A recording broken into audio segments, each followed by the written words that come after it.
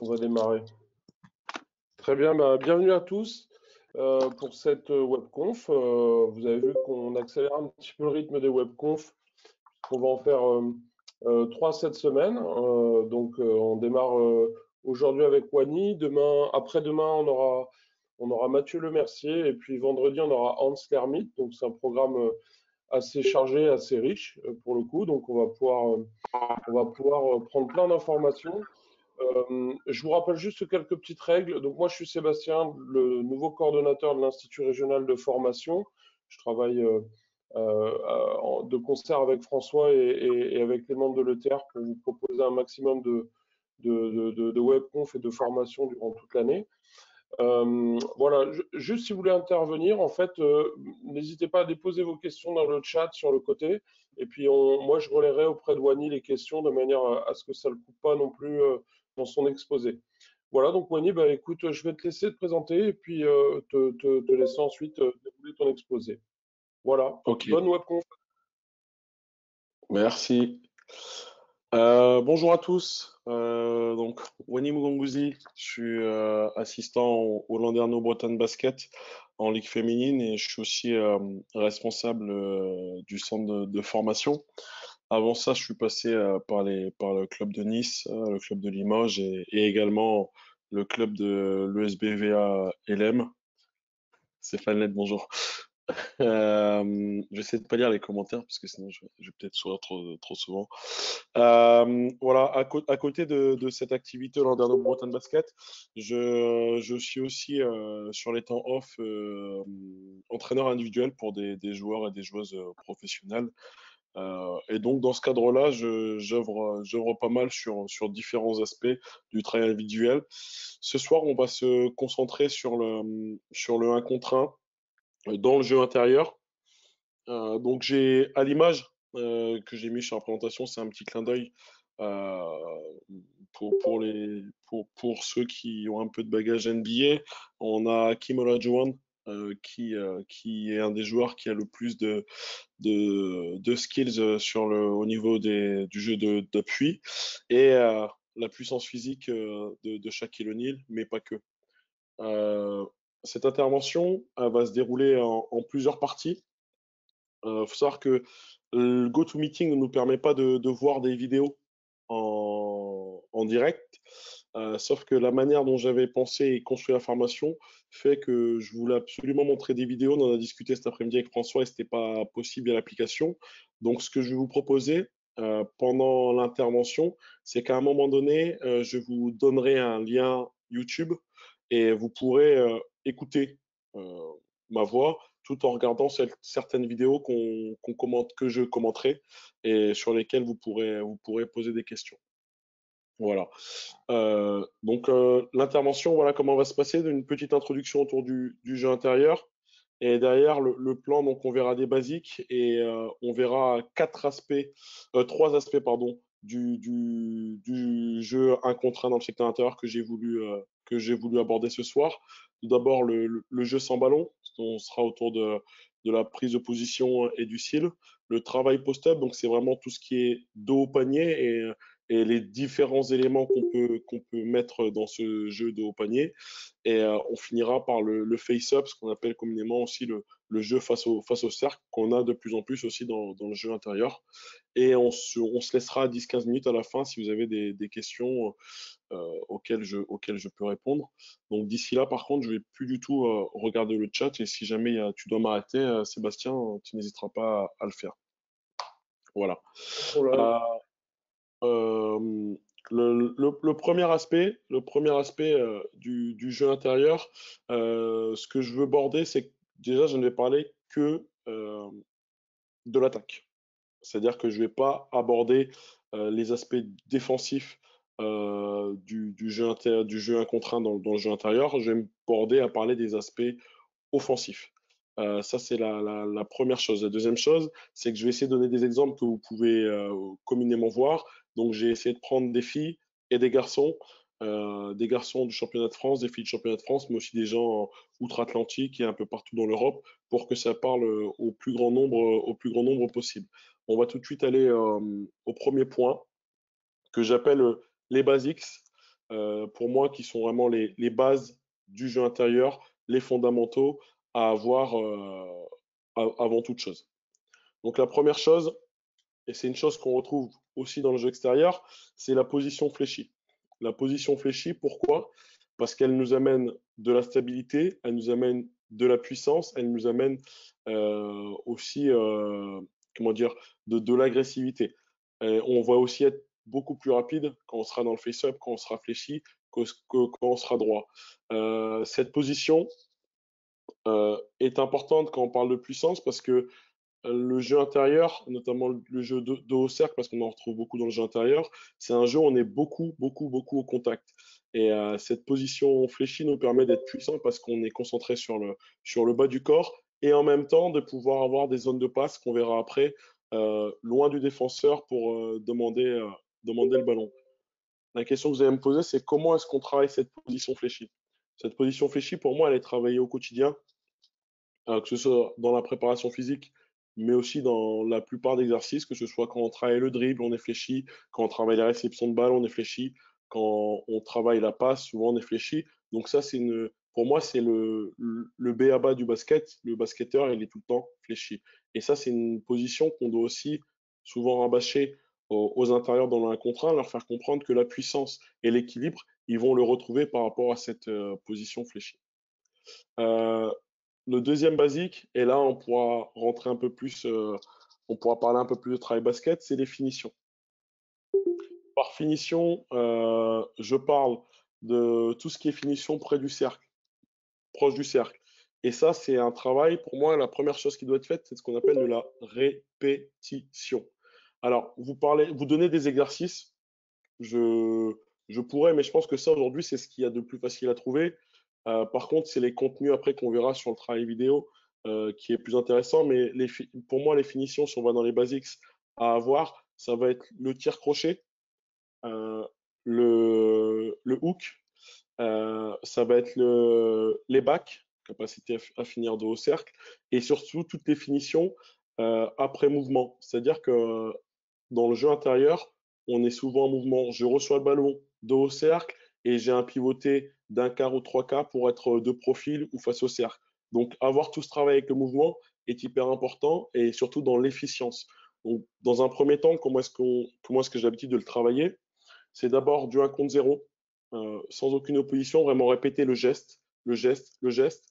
Ensuite, y rajouter du contact avec le coach, parce qu'on est aussi sur beaucoup de contacts à l'intérieur, et ensuite rajouter du mouvement. Et on peut finir par des déplacements où on va corréler mouvement, contact et finition. Voilà. Et ça, pour moi, c'est des basiques, c'est-à-dire que ça doit être fait tous les jours, et c'est pas obligé d'être fait pendant une heure, mais un joueur intérieur qui arrive à l'entraînement doit être capable de faire 100 ou 200 finitions par jour, en amont ou après, avant et après.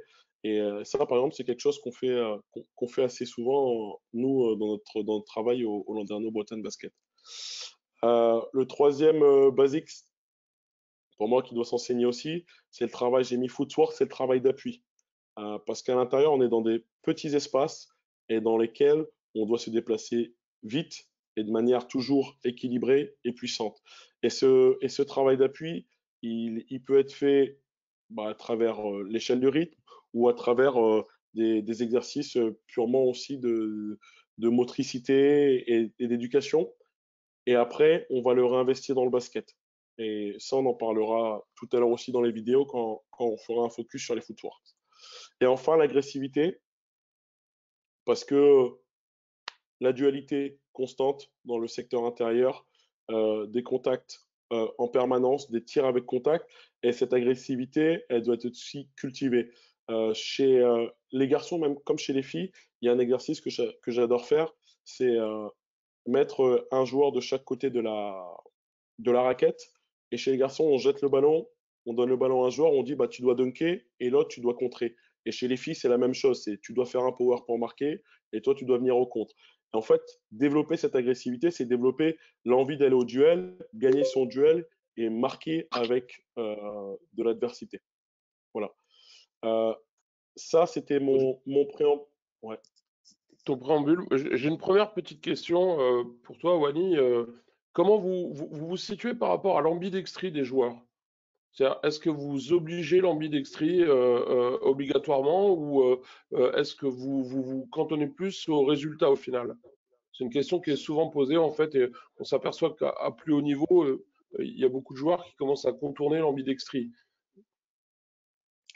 Alors, on travaille les deux. Par exemple, moi, personnellement, je travaille les deux. En revanche, je vais insister sur le point fort de la joueuse. C'est-à-dire qu'à un moment donné, la joueuse, si elle est plus forte en finissant main droite, eh ben, on va toujours travailler un petit peu les deux parce qu'elle peut toujours être amenée à un moment donné à devoir finir main gauche. Par contre, là où je vais insister, c'est comment lui trouver ses tirs main droite. Donc, c'est renforcer toujours son point fort et en essayant de lui amener quand même à travailler son point faible. En revanche, je ne vais pas la forcer à trouver des situations pour scorer main gauche. Moi, je vais plutôt la renforcer à trouver des situations pour aller sur sa main droite. Et par contre, on travaille quand même la main gauche parce que elle peut être challengée à un moment donné et devoir absolument finir main gauche. Voilà un petit peu ma conception sur la chose. Et vous verrez dans les images que je vous montrerai après que c'est ce qu'on voit aussi à haut niveau, c'est qu'à un moment donné, bah, on pourrait finir main gauche, mais on est tellement plus à l'aise main droite que je vais jeter le ballon main droite pour terminer. Voilà.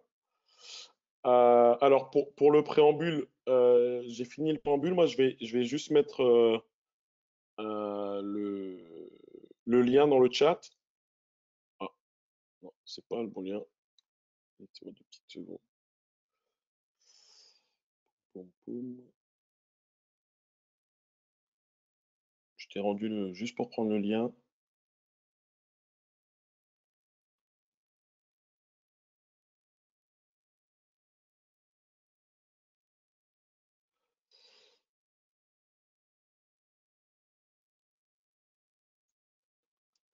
Bon, voilà, vous avez un lien en principe.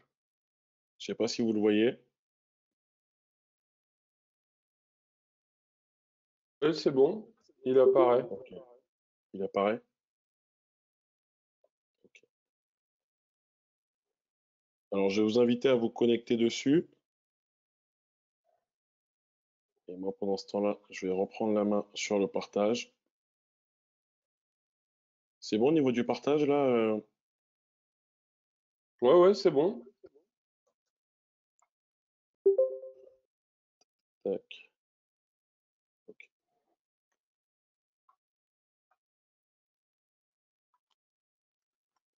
Alors, on va juste aller du coup sur la vidéo et traiter le premier thème que vous avez sur la vidéo, qui est à 0,10, à partir de 10 secondes. Donc, on est sur ce dont je vous parlais, la position fléchie. Et on va s'arrêter sur la première image, qui est Geoffrey Lauvergne qui prend sa position. Et en fait, pour moi, c'est tout ça, la prise de position. Et la position fléchie, c'est vous voyez exactement dans son 1 contre 1 sans ballon, ça commence par la prise de position. Et là, il est fléchi, il est au contact de son défenseur avec l'avant-bras et il va demander le ballon à l'opposé du défenseur pour bien se protéger. Et ça, pour moi, c'est un des basiques à enseigner, un des basiques à avoir, être capable d'être puissant au sol, c'est-à-dire qu'il ne va pas se faire pousser par son adversaire. En même temps, il le contrôle avec le bras au contact et il va demander le ballon le plus loin possible. Voilà. D'ailleurs, vous pouvez enchaîner sur la vidéo. Alors, on a une question de François Brisson Oui, qui demande est-ce que vous individualisez la flexion? Vous êtes aussi en fonction de l'amplitude. Par exemple, on voit Geoffrey Lauvergne qui a une amplitude au niveau du bassin qui est très ample et qui est, à mon sens, très fléchie. Est-ce que vous l'individualisez en fonction des capacités physiques des joueurs? François nous fait remarquer que Duncan n'était pas très fléchi, par exemple, sur ces 1 on contre le 1. verra. Eh ben, tu verras après. Ouais, après, j'ai mis des images justement de Tim Duncan et on y reviendra. Est-ce qu'on individualise la flexion? Oui, tu verras sur les autres images que la position fléchie, elle n'est pas toujours au départ, mais elle arrive toujours à un moment donné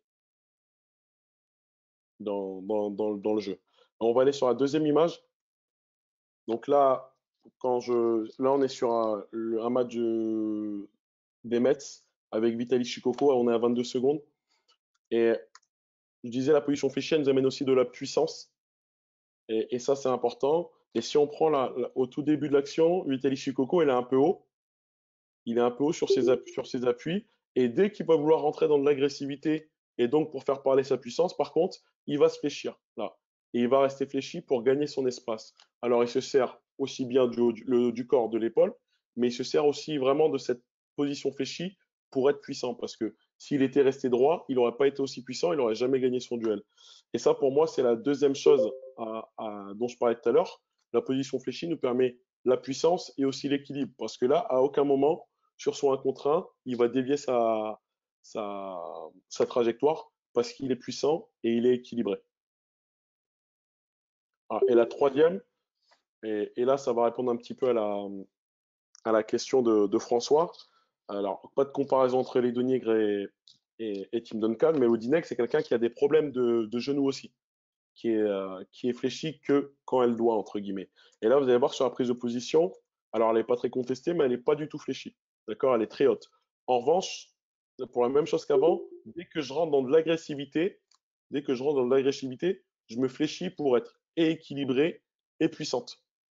Et ça, c'est vraiment un point important à se dire que si je veux jouer là, comme ça, dos au cercle et que je veux être capable d'enfoncer mon, mon adversaire, et ben, à un moment donné, pour être puissant et équilibré, il va falloir que je sois fléchi.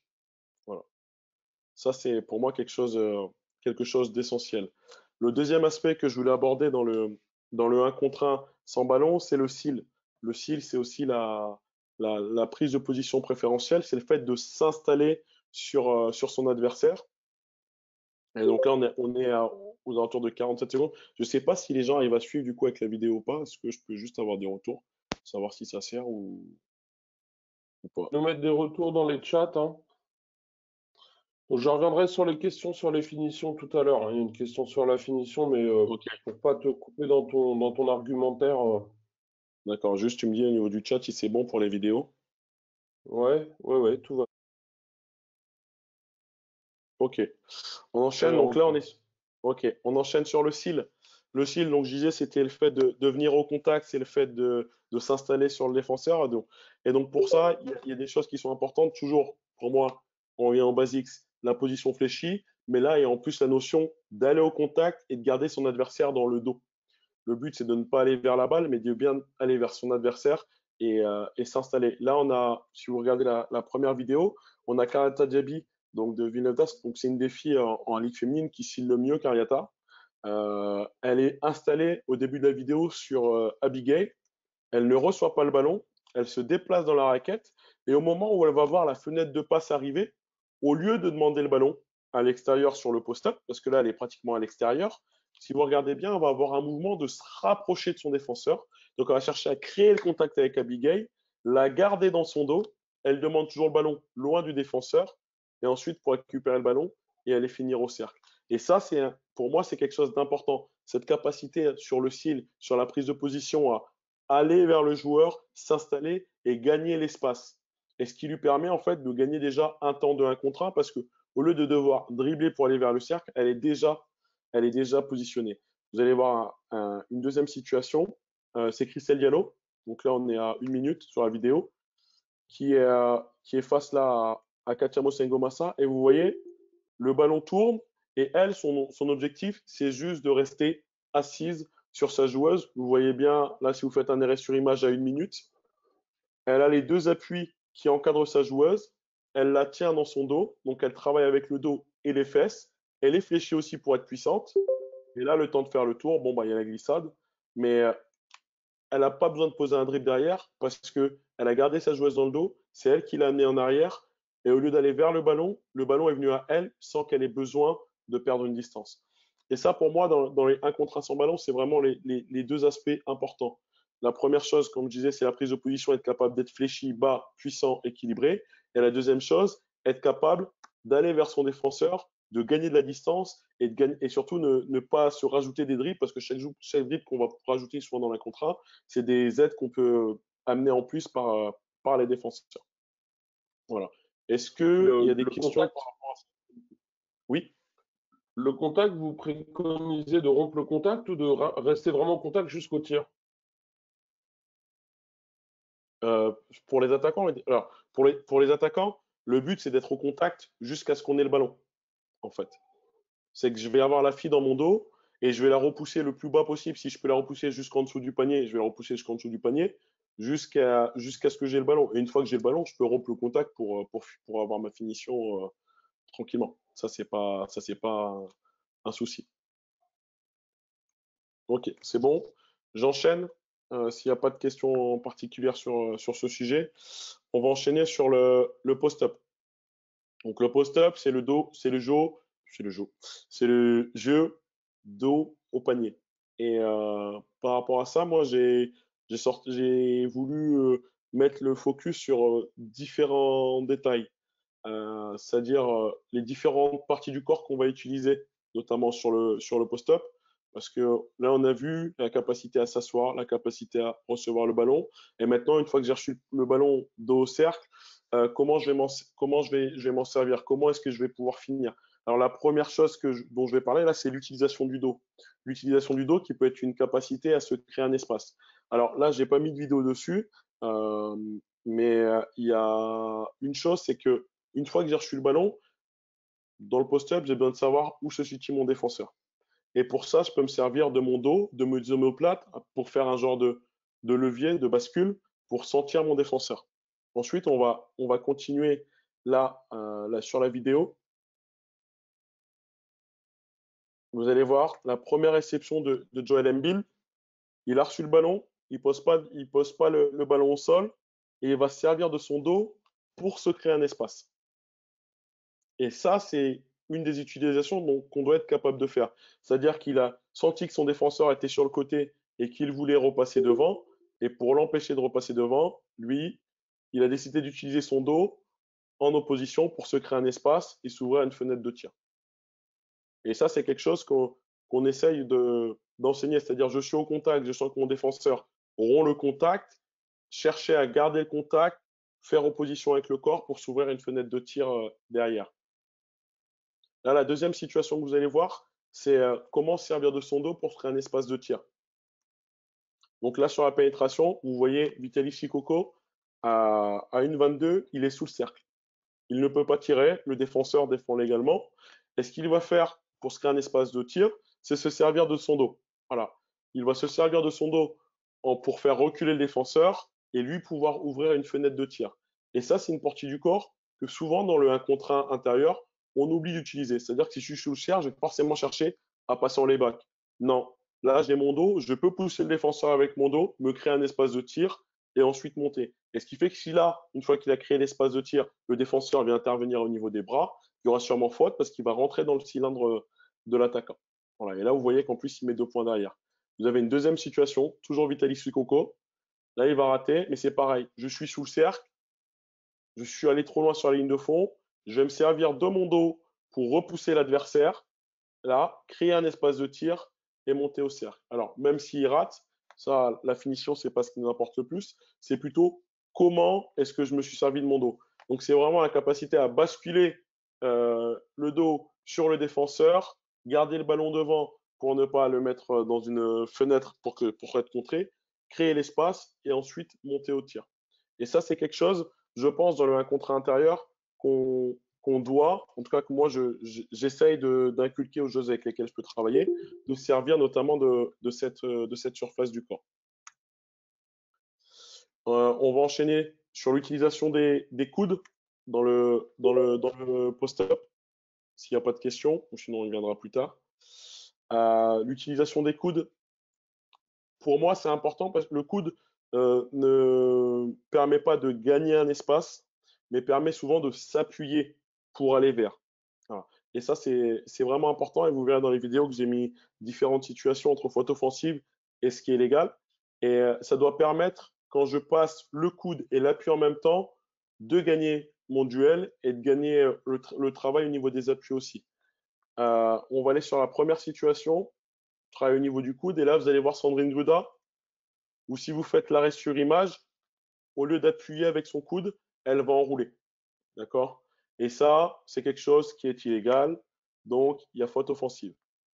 En revanche, le travail à faire, et c'est un travail que vous allez voir juste derrière, c'est la capacité à spinner et s'appuyer sur le défenseur. Donc, c'est vraiment quand j'ai le coude ici, je ne vais pas l'élargir ici, je vais appuyer. D'accord? Et le but, c'est de me servir un petit peu du contact que me donne le défenseur pour m'appuyer dessus et rouler avec. Et en principe, si je passe et le coude et l'appui en même temps, ça veut dire que j'ai mis le défenseur dans mon dos et là, je peux monter au cercle. Et là, c'est exactement ce qu'on voit sur la deuxième situation de Sandrine Duda. Et là, on va voir la même chose ici avec Vitaly Sukoko. Vous voyez que le défenseur lui donne fort la baseline. Il n'a pas envie de la prendre, du coup, il va s'appuyer pour se créer un espace, d'accord? Appuyer et pas gagner un espace, appuyer pour se créer un espace et monter derrière. Et ça, c'est vraiment des choses, parce que comme je disais tout à l'heure, on est dans des petits espaces quand on travaille à l'intérieur. Et donc, pour trouver des situations de tir, c'est important d'être capable de se servir de tout son corps. Donc, aussi bien le dos que le coude, c'est dans des petits espaces, ça peut nous permettre de nous trouver des fenêtres. La dernière chose sur le post-up, c'est les skills. Les skills, pour moi, c'est quand on va arriver dans la lecture du 1 contre 1. Pour moi, le jeu intérieur et les jeux extérieurs, on va avoir grosso modo la même chose. Un défenseur qui veut me forcer à faire quelque chose et moi qui vais soit prendre ce qu'il me donne, soit chercher à jouer à l'opposé. Quoi qu'il arrive, il va y avoir de la lecture. Je ne peux pas décider de jouer un contre un et jouer bêtement parce que je veux forcer d'aller là. Donc, les skills, ils répondent souvent à ça. Et vous allez voir dans les vidéos qu'on va regarder que la plupart des skills, ils sont faits en réaction de est-ce que on me force à aller de ce côté-là, du coup, je vais spinner à l'opposé. Est-ce qu'on m'a ouvert peut-être l'axe et alors je vais aller faire un power. Et ça, vous allez voir dans les premières vidéos là sur le footwork. Ici, la première situation, on a Alexia Chartero. Donc là, au niveau du skills, on est sur un travail de up and under. Le up and under, c'est quoi? C'est la volonté up pour haut, under en bas. Donc c'est la volonté d'être capable de travailler sur deux niveaux. Ici, on a un travail de feinte où on va passer les bras en haut pour faire sortir le défenseur de ses appuis et ensuite repasser par le bas pour gagner l'espace, pour gagner un espace au niveau des appuis. Et là, c'est totalement ce qui se passe sur la première situation. Si vous regardez bien, si vous faites un arrêt sur image au moment où elle lève le ballon, si vous faites l'arrêt sur image, vous voyez que le défenseur lève les bras. Et à partir du moment où elle a levé les bras, hop, on va passer de l'autre côté. On a gagné le travail au niveau des appuis. C'est-à-dire que j'ai fait sortir le défenseur de ses appuis et je vais m'ouvrir euh, un espace de tir. Voilà. Donc, c'est travail de feinte. D'accord? Le but de la feinte, c'est de déstabiliser, forcer l'adversaire à bouger ses appuis, à sortir de ses appuis. Là, on est sur le up. Je monte le ballon, le défenseur sort de ses appuis, je repasse en bas pour gagner au sol et m'ouvrir une fenêtre de tir. Alors, Oui. quelle est la part d'acquis et quelle est la part de d'inné, en fait, sur ces skills? Est-ce qu'il y a, en fait, des joueuses qui ont des skills naturellement, c'est-à-dire qui vont sentir un petit peu les choses, ou est-ce que c'est que des choses qui sont amenées et travaillées à l'entraînement? Alors, moi, je pense qu'il y a les deux. Il y a des joueuses qui sentent tout, qui ont une appétence pour ça. Et il y a des joueuses qui vont, elles, répéter, répéter, répéter les moves. Après, il faut savoir une chose, c'est que, en tout cas, moi, quand je travaille avec une joueuse, je ne travaille pas 40 situations différentes. Souvent, chaque joueuse avec laquelle je vais travailler, ou un joueur, on va travailler deux, trois moves maximum qui lui permet de répondre, entre guillemets, à chaque situation qu'il peut rencontrer, en sachant qu'on sait qu'il y a un move que le joueur ou la joueuse va tout le temps répéter. Maintenant, je pense que c'est bien dans le bagage technique d'amener différentes choses, surtout dans l'apprentissage. Et après, les joueurs, ils se servent. Ils vont prendre ceux dans le quoi ils sont plus à l'aise. Et puis, par rapport à leur qualité aussi, ils vont pouvoir feinter des choses pour amener sur autre chose. Je pense que chaque joueur est un peu unique. Et là, je suis persuadé que si vous faites toutes les vidéos d'Alexa Chartero, vous allez voir que le up and under pour elle sur le face-up, c'est quelque chose qu'elle fait relativement souvent. Est-ce que c'est bon, Seb? Oui, oui, oui. Alors, on en revient à la question de Baptiste tout à l'heure, qui était N'est-il pas préférable de travailler l'incertitude dans les situations de finition plutôt que de faire répéter des tirs décontextualisés à outrance? Donc ça revient aussi à l'intelligence situationnelle qui va. Donc tu as répondu qu'en fait, il fallait, à mon sens, enfin à ton sens, en tout cas, travailler les deux. Laisser un peu de créativité et puis apporter des solutions. À Ouais, noter, en complément. ouais, je pense qu'en fait, il y a la répétition, c'est la base pour moi. C'est comme pour un tir, pour être à droit, il faut tirer, tirer, tirer, tirer. Et après, amener des situations proches du match. Et après, amener des situations de prise de décision. Un moment où la joueuse ou le joueur doit prendre la décision de qu'est-ce qui se passe, où est le défenseur, quelle réponse je dois apporter. Donc, je pense en fait, il faut faire les deux. Il faut faire les deux. Mais pour moi, la base de tout, c'est la répétition, avant tout. Parce que si on est capable de lire, mais pas de mettre dedans parce qu'on n'a pas assez répété, ma foi, la lecture ne va servir à rien. On va aller sur la deuxième situation, là, avec Gershon Bouzélé. Donc, on est à 2-20. Et pour moi, il y a un vrai travail de skills et de footwork dessus, d'appui. Donc là, si vous regardez bien déjà sur l'attrapé, il attrape et sur le premier, c'est un jab qu'on verra après sur le face-up, avec Nonka notamment. Le jab, il est vers l'avant sur le côté, ce qui fait que le défenseur, quand il arrive, il est en train de reprendre sur la ligne de fond. Cette feinte sur la ligne de fond lui permet d'attaquer l'axe. Et là, il va revenir feinter ligne de fond, son défenseur qui va revenir sur la ligne de fond et finir dans l'axe. Et tout ça, si vous regardez bien, il le fait toujours plus ou moins fléchi. D'accord? Pourquoi? Pour rester équilibré, comme je disais au départ, mais aussi pour rester solide dans ce qu'il fait. D'accord? Et pour aller vite. Et là, on est totalement dans créer l'incertitude, ce qu'on disait un petit peu, travail de feinte, et faire bouger le défenseur. Parce que mine de rien, sur le post-up, sur le 1 contre 1, à un moment donné, il faut lire et voir ce que le défenseur va faire et peut-être l'amener d'un côté pour aller de l'autre. Et c'est exactement ce qu'il a fait. Il amène ligne de fond sur le jab, j'attaque middle, je reviens sur la feinte de spin, baseline, enfin ligne de fond. Le défenseur, vous le voyez, il repart sur la ligne de fond.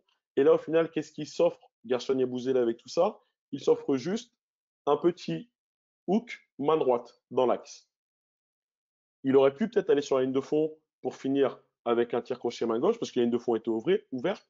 Mais avec sa feinte, tout ce qu'il fait, c'est revenir dans sa zone de confiance, qui est le tir crochet main droite. Et si vous prenez beaucoup de post-up de Gershon Yabusele, vous verrez que quand il est à gauche, il aime finir dans l'axe main droite. Et en fait, là, on se rend compte que toute sa préparation, ça a juste été feinter, amener, revenir, refeinter pour finir là où il est à l'aise, hook, main droite dans l'axe. Voilà. Et là, ce travail d'appui, il est vraiment très, très, très intéressant. Et, mais du coup, on peut quand même se poser la question du scouting vidéo. C'est-à-dire si on découpe vraiment toutes les situations, bon après c'est ce qu'on disait toujours pour les grands joueurs, on dit que on les scoute dans tous les sens au niveau vidéo, mais ils vont quand même marquer quoi, en finale. Mais c'est vrai que si on découpe Gershon comme tu l'as dit, on sait qu'il va souvent finir main droite et du coup peut-être comment vous abordez ce challenge là par rapport comment vous briefez vos joueuses intérieures par rapport aux préférences des joueuses que vous avez en face. Alors, nous, par exemple, les joueuses reçoivent un scouting report, donc un scouting papier. Elles ont des vidéos aussi, donc où elles vont voir les actions répétées des joueuses.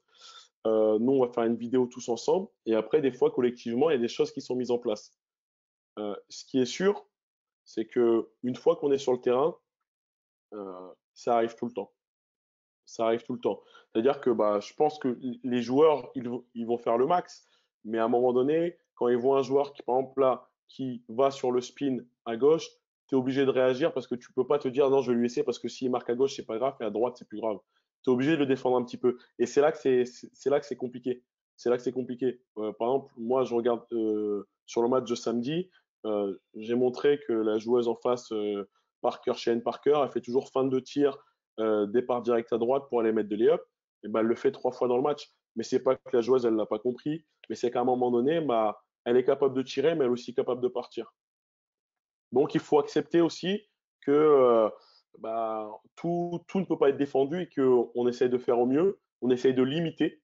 Limiter, en fait, on veut stopper, mais pour moi, on limite plus qu'on ne stoppe. Et voilà.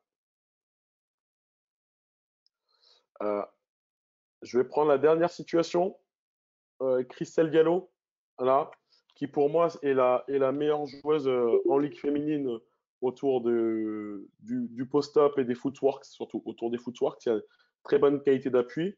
Et là, vous allez voir son travail, en fait, où elle fait feinte de monter dans l'axe et elle va spinner alors qu'elle a déjà levé un appui. Elle a déjà levé un appui et elle va spinner à l'opposé. Et ça, c'est quelque chose qu'on voit très rarement, surtout en Europe, parce que souvent les gens ont peur de faire marcher, mais c'est pas du tout marcher. Si vous regardez bien, là, elle attaque dans l'axe, elle lève son pied gauche, son pied droit, pardon, et elle va revenir le poser derrière à l'opposé, tout en servant de son corps aussi pour s'ouvrir un chemin au panier. D'accord? Et ça, c'est toujours la même chose que je disais avant sur les skills, c'est je vais amener quelque part et je vais ramener de l'autre côté. Et Christelle Diallo, par exemple, vous la scoutez, vous savez qu'elle adore spinner, vous savez qu'elle adore faire ce move, mais elle est tellement capable d'aller d'un sens comme dans l'autre que c'est très compliqué. On va limiter, mais la stopper, c'est pas possible. Et ça, dans ce travail intérieur, je trouve que c'est quelque chose dans le post-up et c'est quelque chose de très important, ce travail de feinte. Il y a aussi quelque chose que je n'ai pas mis que j'appelle le check, c'est le travail au niveau des épaules, là pour amener à droite à gauche, qu'on fait aussi en même temps avec les genoux, pour créer de l'incertitude. Et donc pour moi, dans le post-up, ça c'est hyper important au niveau des skills, d'être capable de créer de l'incertitude, de lire ce que fait le défenseur, mais surtout d'amener le défenseur là où je veux pour finir sur mon point fort. Parce que faut pas oublier une chose, c'est que pour scorer, il faut que j'aille là où je suis fort. Et donc, il faut que je sois capable d'amener le défenseur où je veux pour finir sur mon point fort. Euh, pam, pam, pam. J'ai une dernière situation là, encore avec Christelle Diallo. Et après, on aura N'hésitez fini pas à sur poser des questions, hein, je rappelle dans le chat.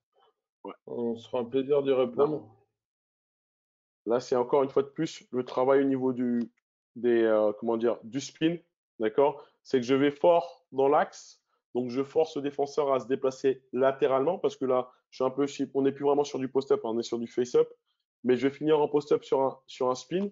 Mais en fait, ce que j'ai fait au départ, c'est une fois de plus, c'est que j'ai amené une intention forte dans l'axe. Je suis fléchi. Et quand vous regardez quand un spin, elle reste fléchie. Donc, elle va vite, elle est équilibrée. Et derrière, ça lui permet de monter assez facilement au cercle. Le dernier aspect que j'ai mis sur le post-up, qui est de plus en plus joué, même par des joueurs de grande taille, c'est le fadeaway. Le fadeaway, c'est la capacité à créer un tir en reculant, à créer une distance par rapport à son défenseur. Là, vous allez voir ici Joel Embiid. Alors, il faut savoir que le fadeaway, comme ça, de ce côté-là, le spécialiste, c'était Dirk Nowitzki. Mais la capacité à revenir là, finir avec la main droite. Quand il revient comme ça, c'est que il n'a pas envie de finir main gauche. Il aurait pu finir dans l'axe main gauche, mais il est plus efficient avec sa main droite. Donc, il va revenir pour tourner et tirer en créant de la distance en reculant avec sa main droite. Et là, vous allez voir la même chose. D'ailleurs, on a un post-up d'Andy Miem, d'accord, qui elle est une spécialiste aussi du fadeaway. C'est-à-dire que quand Andy Miem, elle est du côté gauche, souvent on va faire deux choses. Soit attaquer fort l'axe pour finir main droite, comme on disait tout à l'heure avec Gerson Yabusele, soit elle va mettre un dribble et finir sur le fadeaway. Ce qui fait que ce qui est compliqué à défendre, c'est qu'on sait qu'elle est capable d'aller très fort dans l'axe pour finir, mais qu'elle est aussi capable de se créer un espace. Du coup, il y a toujours une incertitude pour le défenseur. Et là, vous allez voir, un dribble, je viens, et avec deux appuis, un vers l'arrière et un pour se resituer, elle voit totalement le cercle. Le tir, il n'est pas contesté pour moi parce que le défenseur est trop loin, et ce qui fait que ça devient un tir facile. Au lieu d'aller se compliquer la tâche à finir sur un hook main gauche ou un reverse pour aller finir main gauche, elle va trouver la facilité, c'est se créer son espace sur le footwork, remonter en étant équilibré et s'ouvrir une fenêtre de tir sur le fadeaway.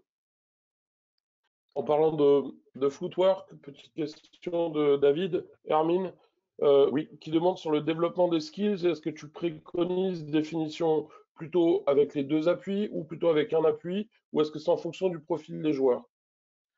Pour moi, c'est en fonction du profil. Parce qu'il y a des joueurs qui vont être solides, qui vont être puissants avec un appui, qui vont être équilibrés, et il y a des joueurs qui vont souvent avoir besoin de deux appuis. Après, pour moi, dès qu'il y a contact, c'est mieux d'être à deux appuis. Quand on est vraiment arrêté, si on est lancé, par exemple, je vais faire 1-2 comme un lay-up et je suis lancé, il n'y a pas de souci. Par contre, derrière un spin, je trouve que c'est souvent mieux d'avoir les deux appuis posés au cercle, posés au sol, pardon, pour monter, parce qu'il y a toujours cette notion d'équilibre et de puissance. Voilà, pour moi. Je vais finir sur le face-up. Le face-up, donc la vidéo, elle va commencer par quelques actions de Tim Duncan. Le face-up, alors pour moi, juste en préambule avant de commencer, ce que j'y vois dans le jeu intérieur, c'est un peu comme tout à l'heure, c'est la première chose, c'est être capable de faire bouger les appuis du défenseur. Pour ça, il y a une chose essentielle, souvent qu'on voit, c'est le jab. Je ne saurais pas comment la fin de départ. Voilà.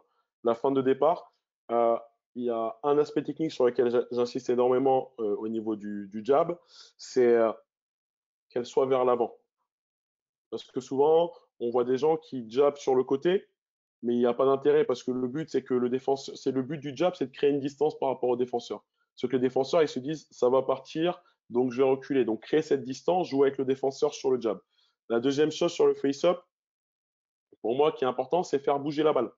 Faire bouger la balle en haut, en bas, notamment sur le jab où moi je demande de jabber à l'intérieur du genou, de l'épaule jusqu'à l'intérieur du genou. Et la troisième chose, ça va être la capacité à faire bouger les appuis du défenseur pour ensuite décider de partir. Parce que si on est en face-up, qu'on fait des feintes, qu'on bouge la balle, mais que le défenseur ne bouge pas, grosso modo, ça ne sert à rien. Par contre, une fois qu'on va faire bouger les appuis du défenseur, c'est-à-dire qu'on aura créé de l'incertitude et que le défenseur va entrer en réaction. Et une fois qu'il sera en réaction, on pourra alors commencer à jouer. Donc là, vous pouvez commencer, alors on a 3-11 sur Tim Duncan. Vous avez juste à regarder sur son travail de jab, l'appui du défenseur en face, c'est reculer en même temps. Voilà, vous pouvez regarder les deux premiers. C'est hop, je bouge mon appui. Sur le jab, je bouge mon appui. D'accord? Et le ballon bouge avec le jab. D'accord? Le ballon bouge, l'appui bouge. Du coup, les défenseurs, ils bougent aussi.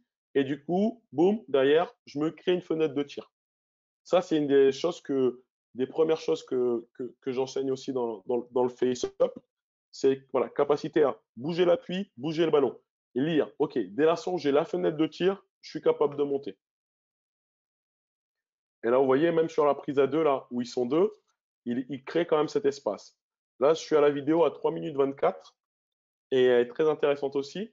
Donc là, on a le ballon qui bouge, d'accord? J'ai jabé, je suis monté, travail de feinte.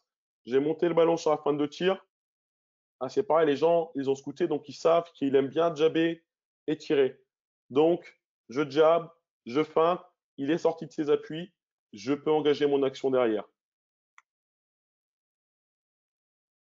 Alors après, pour les puristes, le marché, il y est, mais n'oubliez pas que nous sommes en NBA, c'est pas les mêmes règles. Et là, ce qui nous importe, c'est surtout la capacité à feinter, bouger le ballon, faire bouger les appuis. La vidéo suivante, très intéressante aussi, c'est le défenseur est dans mes appuis et comment est-ce que je vais créer une distance. Là, c'est sur la capacité même se servir de sa tête et de son corps pour recréer une distance, garder le ballon loin du défenseur. Je bouge mon ballon, le défenseur bouge ses appuis et là, je gagne mon duel.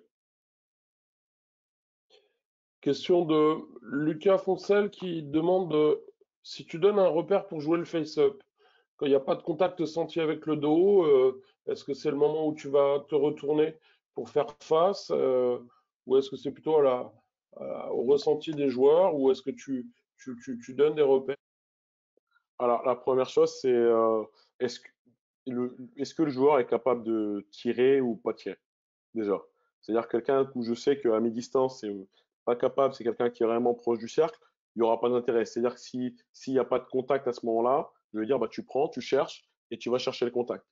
Maintenant, quelqu'un qui est capable de tirer, c'est dès l'instant où déjà il y a de l'espace. Parce que là, vous avez vu que toutes les situations que je vous ai montrées, il y avait une isolation. Jouer un face-up avec un défenseur juste face à soi, ça peut vite être compliqué. D'accord? Il y a cette notion, d'espace. Ensuite, oui, quand il n'y a pas de contact avec le défenseur, c'est-à-dire que logiquement, j'ai un espace entre moi et le défenseur, ce qui veut dire que j'ai une fenêtre de tir. Donc à ce moment-là, je peux me remettre face au cercle et voir ce que fait le défenseur. Est-ce qu'il se rapproche? À ce moment-là, on va être sur le travail de feinte, ou même peut-être s'il s'est rapproché, juste repartir sur le post-up. Et s'il reste loin, être capable de monter. Voilà un petit peu les critères que je vais donner pour le face-up. Utilisation des bras, peut-être du défenseur aussi, le L'utilisation positionnement des et bras. le positionnement des bras, c'est que si les bras sont en bas, je tire. Voilà, si j'ai la distance et que les bras sont en bas et que j'ai la capacité, une fois de plus, c'est ça, hein, c'est que si c'est quelqu'un qui n'est pas capable de tirer à mi-distance, il n'y a aucun intérêt à le faire. Parce qu'on peut même penser que c'est ce que la défense voudrait nous donner. Mais voilà, par exemple, chez nous, une Elodie Neg ou une Louisa Schroeder, si elles face up et que les bras sont en bas, elles vont tirer. Euh, parce qu'elles elles en ont l'incapacité. Voilà. Par contre, on a une Katia Mosengo-Massa qui va être moins à l'aise sur ça. Elle, si elle face up et qu'il n'y a pas de contact et que c'est loin, elle va plutôt chercher à se rapprocher pour aller finir dans sa zone de confiance. Voilà. Euh, je reprends la situation suivante là, avec Joel Embiid, toujours dans le face-up, prendre ce que nous donne le défenseur. Euh, Là, vous allez voir, c'est juste se recréer un espace pour aller dans un point fort. On est le face-up, comme je disais, il n'y a personne, vraiment une isolation. Et là, il va juste sur un step back revenir dans une zone de confiance, une fois de plus. D'accord? Il aurait pu peut-être tirer. Là, il voit qu'il peut se créer un meilleur espace, il a tout l'espace, prendre le step back et retourner dans une zone de confiance. Et c'est un tir qui devient très facile pour le joueur. Je vous remets une fois ici. Là, vous avez vu, on est exactement sur ce qu'on disait sur la dernière situation. Les bras sont en bas du défenseur. Il a les bras en bas, il le voit, boum, il se lève. Et donc ça, je pense que après, c'est vraiment dans le face-up des qualités propres à chaque joueur. C'est-à-dire que Joel Embiid, c'est des tirs qui sont très faciles, ça pour lui, donc il va les prendre. Par contre, si on a un joueur qui n'est pas à l'aise sur ça, moi, c'est quelque chose que je ne vais pas lui demander de prendre. Quelque chose sur lequel je ne lui dirais pas d'aller prendre ce genre de tir s'il n'est pas à l'aise. Par contre, s'il est à l'aise, le prendre. Si on peut faire bouger les appuis avant pour engager un drive vers le cercle, le faire. Voilà. Donc là, je vous remercie pour votre attention. Je vais arrêter le partage et puis je vais répondre à vos questions. Il nous reste une dizaine de minutes. Est-ce que ça te va, Sébastien? Ouais, ouais, parfait. Donc là, pour les questions, pour que ce soit peut-être un peu plus vivant, vous pouvez, et qu'on n'est pas, on est une vingtaine, 25 connectés, vous pouvez peut-être brancher votre caméra et votre micro et la poser en live si vous voulez.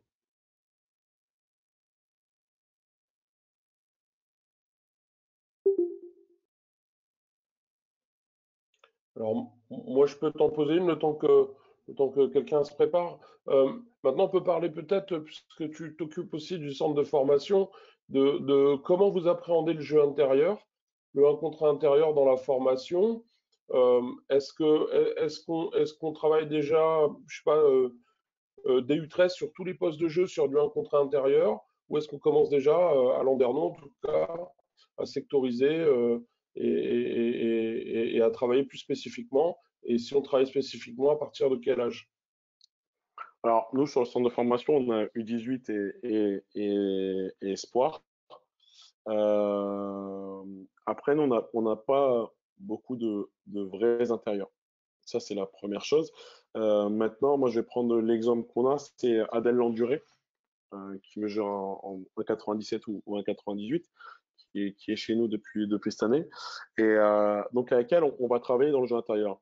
Mais une fois de plus, on va essayer de coller à ses caractéristiques. C'est-à-dire qu'aujourd'hui, elle n'est pas capable, par exemple, de travailler sur attraper, amener une fille avec de la puissance en étant fléchie, proche du cercle. Donc nous, on va travailler sur les premières choses qu'on a vues. Être capable de s'installer sur une joueuse, être capable de demander le ballon loin, être capable de garder le ballon en l'air, et être capable de finir, d'avoir toutes les finitions avec un défenseur, avec un contact, et après une rotation. Donc, et après, on va y aller step by step. Mais et pour toutes les autres filles du centre de formation qui sont amenées à jouer à l'intérieur, comme on sait que c'est pas des vrais intérieurs, par contre avec elles, on va plus développer tout le travail autour du face-up. C'est-à-dire leur permettre d'attraper, se retourner et jouer face au cercle. Ok. Est-ce que vous travaillez dans la polyvalence, même sur les petits gabarits, sur du jeu intérieur à partir de, je sais pas, U15 ou U18? On sait qu'on a quelques joueurs et joueuses extérieurs qui sont friands du post-up. Est-ce que c'est quelque chose que vous développez ou est-ce que c'est quelque chose que vous laissez à la marge? Non, ça c'est plutôt dans. C'est pas quelque chose, par exemple, avec nos 1, 2 ou même nos 3, on va pas travailler on va pas faire de travail spécifique post-up. Par contre, dans des séquences de 1 contre 1, ça c'est des choses qui sont possibles ou des fois, bon, elles sont totalement libres. Donc si on a envie de s'amuser et de faire, elles font quoi. Julien nous pose la question sur le U15 par exemple, comment intégrer le jeu intérieur? Le jeu intérieur.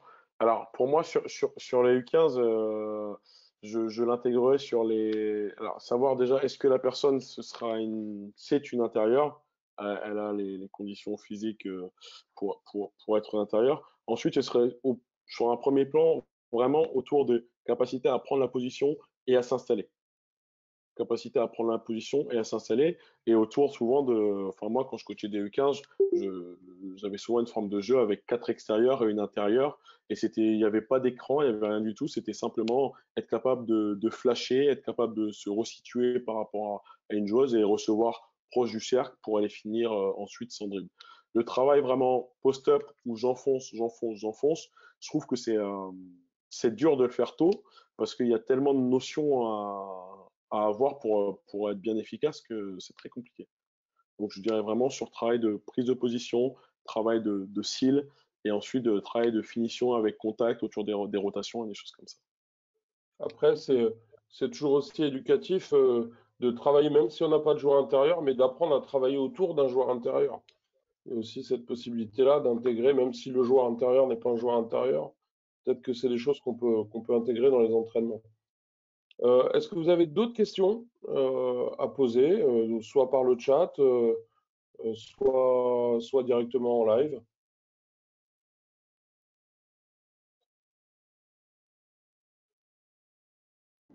Ouais, bonsoir Arnaud Brony, bonsoir Wani, merci de ton intervention. Bonsoir. J'ai une petite question. Qu'est-ce que tu donnerais comme conseil à un jeune coach dans la chronologie pour la formation justement d'une jeune joueuse intérieure parce que la difficulté, elle est souvent d'accepter justement ce rapport de force, d'accepter le contact. Parler d'Adèle Landuré tout à l'heure. Il y en a plein de joueuses comme ça qui se retrouvent dans ces difficultés sur des catégories de jeunes à devoir appréhender le jeu proche du cercle. Donc, tu as abordé plein de situations. Je te remercie pour la précision technique. Et si tu devais nous donner un peu une chronologie qu'on pourrait mettre en œuvre pour former une joueuse proche du cercle.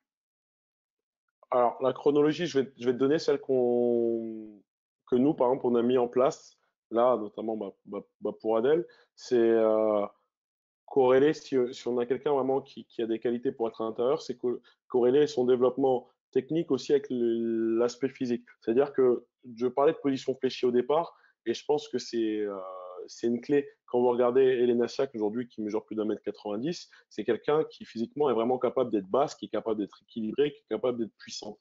Donc, avoir cette patience dans l'apprentissage et se dire que il faut aussi l'enseigner, il faut permettre aussi à l'intérieur d'avoir cette aptitude.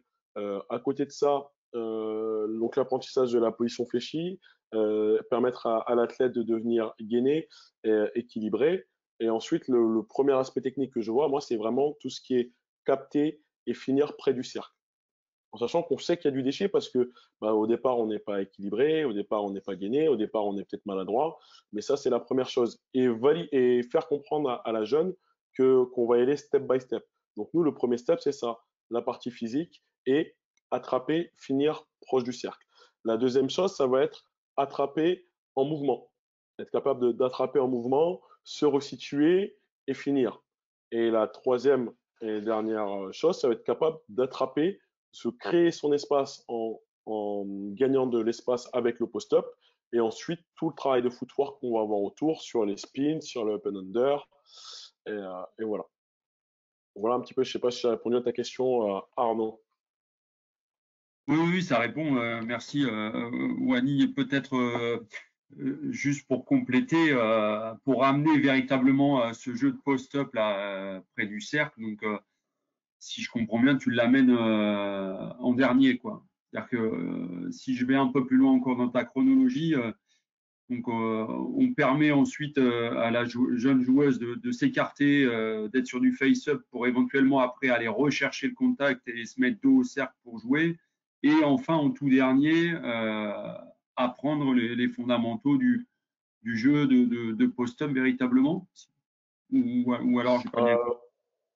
Non, en gros, pour moi, dans la première partie, quand on parle d'être capable de s'installer, de sciller, il y a déjà tout un travail qu'on va avoir, pas de post-up parce que je vais pas avoir l'utilisation du dribble, gagner l'espace, mais de garder la personne dans mon dos, d'avoir ce rapport au contact et ses finitions. Mais là, on va aussi déjà avoir un petit peu de travail d'appui. Et après, dans un deuxième temps, je disais attraper en mouvement. Et oui, le dernier aspect, ça va vraiment être de combiner la chose de je suis fléchi, je gagne un espace et je rajoute des moves autour. Mais pour moi, dans le premier, on a déjà ce travail un petit peu de cils, de corps, d'agressivité. Ok, merci.